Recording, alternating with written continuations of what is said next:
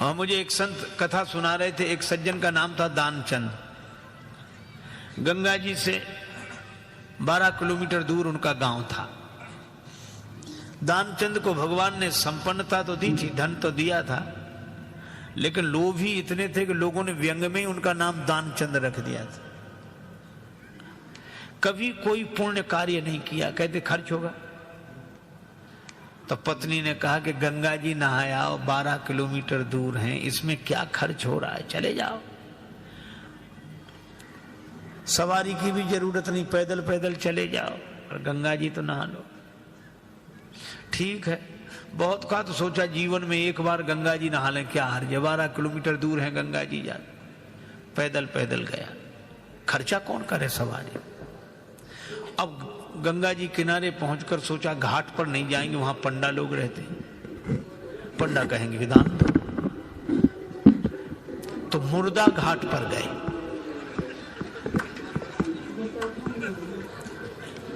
अब मुर्दा घाट तो खाली रहता, कभी कभी दुनिया में अपने घर में कोई सीट खाली करता है तो मुर्दा घाट भरता है, बाकी तो खाली है।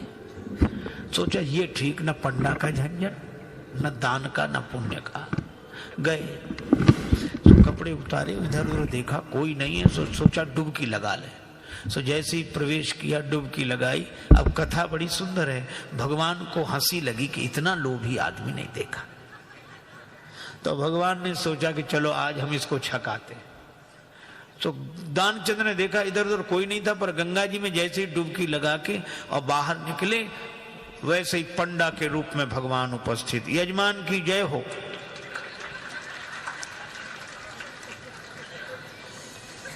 दानचंद बोले तुम कौन हो? भगवान ने कहा कि हम पंडा हैं, संतोषी ब्राह्मण हैं, इसी घाट पे पड़े रहते हैं। दानचंद बोले मुर्दा घाट भी नहीं छोड़ा। पंडा जी बोले हम संतोषी ब्राह्मण हैं और घाट पर तो और पंडा लोग रहते हैं, हम तो यहीं पड़े रहते हैं, और हम हमारे लिए कोई ना कोई आप जैसा यजमान आ जाता, एक वर्ष तक का खाने पीने का इंतजाम कर देता है। दानचंद बोले एक वर्ष इंतजाम? हम एक दिन का भी नहीं कर सकते, एक समय का भी नहीं। पंडा जी बोले कोई जबरदस्ती थोड़ा ही है, आपकी जैसी श्रद्धा हो, कुछ ना कुछ तो देना पड़ेगा। दानचंद बोले हमने आज तक नहीं दिया। पंडा जी बोले आज तो देना पड़ेगा। तो अब सोचा क्या करें, बोले उधार दे रहे हैं। उधार? हाँ। कितना? बस वो एक धेला, उन दिनों चलता था, एक धेला, बस 1 पैसा। भगवान ने कहा चल दिया, तो संकल्प करा लिया, 1 धेला उधार देकर 12 किलोमीटर गया, नहाया, फिर 12 किलोमीटर पैदल चलकर आया। शाम होने को आई, थका हुआ दानचंद बेचारा घर में भीतर सोने ही जा रहा था। तब तक दरवाजे पे आवाज आई, यजमान की जय हो। दानचंद का देखो कौन है। पत्नी बाहर गई, देख कर आई और बोली किसी पंडा से कुछ देने के लिए कहे आए थे? दानचंद जी बोले कहा था। बोले आ गए, बाहर आई हैं। दानचंद बोले आ गया वो? हाँ। दानचंद बोले कि कह दो कि अभी दानचंद बीमार हैं, 2-4 दिन बाद आना। पत्नी ने कहा कि वो तबीयत खराब हो गई, वो बीमार ज्यादा हैं, आप 2-4 दिन बाद आना। पंडा जी बोले दान मिले चाहे ना मिले, पर हमारे संकल्प में वो हमारे यजमान बीमार हो, ऐसे संकट के समय यजमान को छोड़ना धर्म नहीं। हम भी यहीं रहेंगे जब तक वो स्वस्थ नहीं हो जाते, यही इंतजाम कर दे। आप तो सामग्री ला दो, हम तो बना लेंगे अपने हाथ से भोजन। पत्नी ने फिर जाके कहा, पर दानचंद भी अद्भुत आदमी। कहने लगा नहीं जा रहा ना, वो कह रहे यहीं रहेंगे जब तक बीमार रहोगे। दानचंद बोला तो कह दो मर गए वो।